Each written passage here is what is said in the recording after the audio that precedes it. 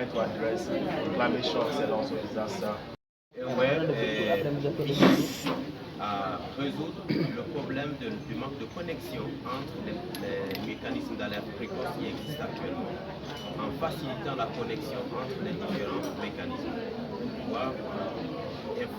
pouvoir permettre de prendre des décisions éclairées. So the idea is that all organizations, governments, development partners all come together to work on this platform to help manage disaster management. Donc l'idée est de promouvoir la coopération entre le gouvernement, les institutions qui sont actives dans ce domaine pour leur permettre d'agir de concert pour mieux protéger l'environnement. This becomes very important as the United Nations already have called for and no one is Ceci est d'autant plus important que les Nations Unies ont lancé un appel à une action collective pour que tout le monde puisse agir pour la protection de l'environnement.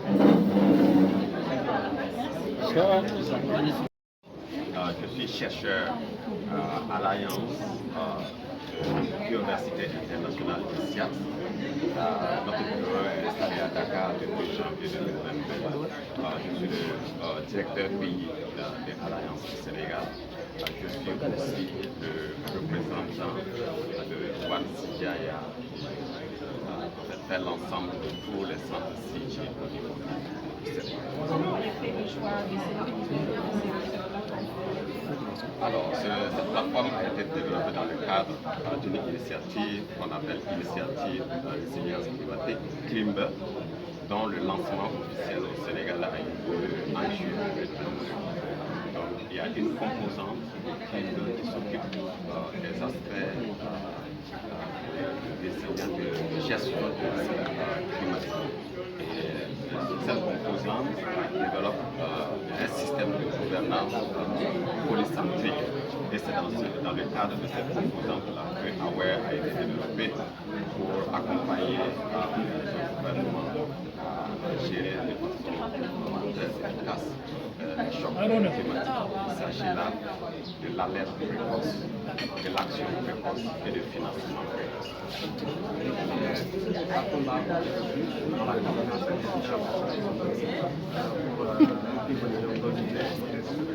Merci beaucoup. Au Sénégal, il y a plusieurs plateformes.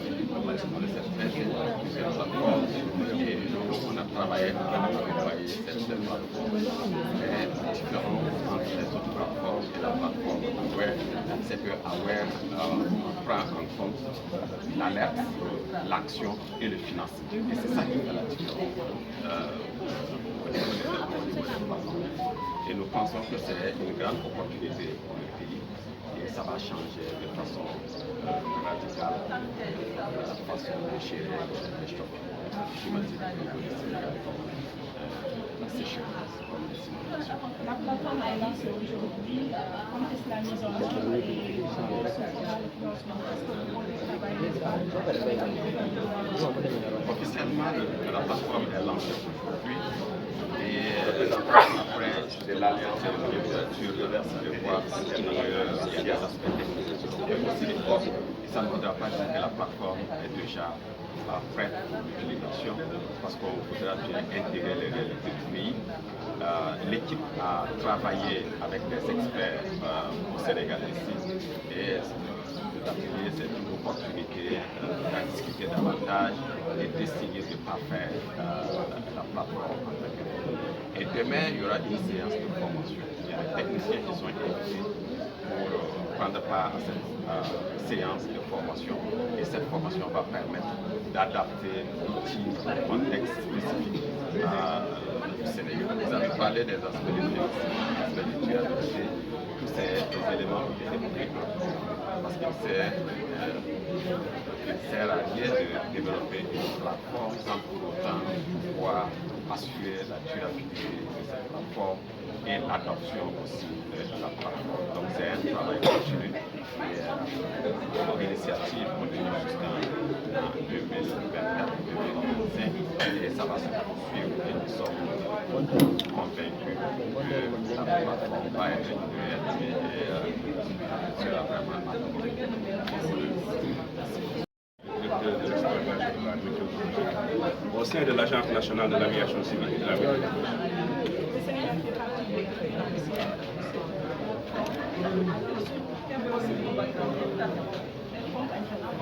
Oui, vous voyez qu'aujourd'hui, les chocs liés au changement climatique sont là. On a les inondations, on a l'avancée de la mer, on a les sécheresses, on a les vagues de chaleur.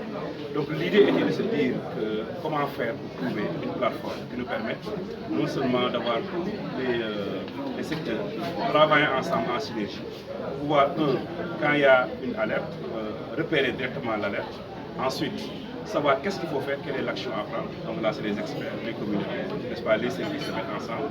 Et ensuite, si quelqu'un veut répondre à cela, veut aider, comment faire pour trouver un financement rapide, quels sont les financements.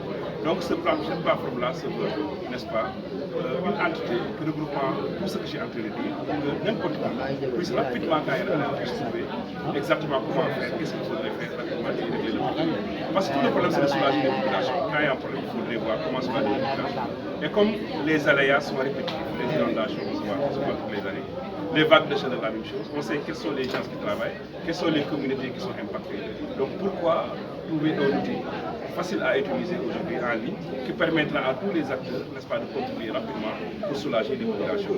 Donc aujourd'hui, on avait demandé les experts, les meilleurs experts au monde déjà de travailler là-dessus. Donc ils ont travaillé un produit, n'est-ce pas, qu'ils n'ont pas inventé, qui a été testé dans plusieurs pays, le Sri Lanka et certains pays aussi de l'Afrique.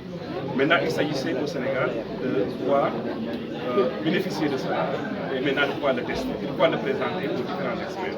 Donc aujourd'hui, on est content et réjoui de voir une dizaine, une quinzaine même d'experts sont rencontrés ici pour discuter de cette outil. Il y aura une séance de formation, une séance de mise à niveau et on verra maintenant une adaptation de cette outil aux réalités du Sénégal. Et ensuite, au cours d'une année, on va essayer de tester, d'ajuster et de voir comment l'outil s'y est mis aux besoins des Sénégalais. Et on pense que ce sera opérationnel. Donc il y a plusieurs étapes. Aujourd'hui, c'est les experts. Après, maintenant, il y aura les décideurs et ensuite, il y aura les communes. Cette chaleur-là, c'est également de manière là, est-ce que ça va fini, la chaleur L'hivernage n'est pas encore fini, il reste encore quelques pluies. Hier même, on a enregistré quelques pluies au centre, à Fatick aussi, et à Mbour, et un peu à Linguère, quelques pluies.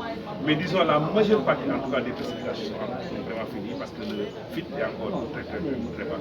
Donc, il reste encore quelques pluies seulement. Les différents cultivateurs doivent faire attention pour ne pas laisser le récolte en plein air parce qu'il reste encore des pluies.